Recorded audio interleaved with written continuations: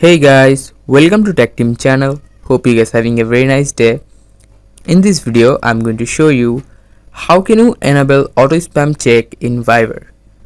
So guys, it's very easy. At first, just go to your Viber app.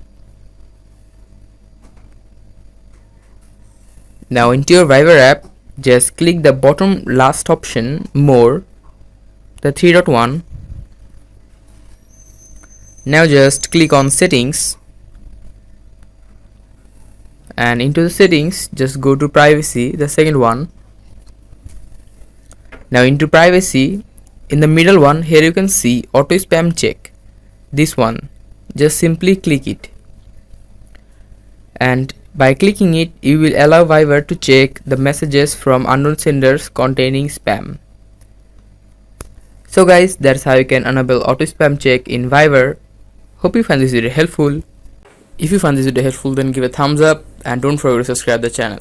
Thank you so much for watching the video.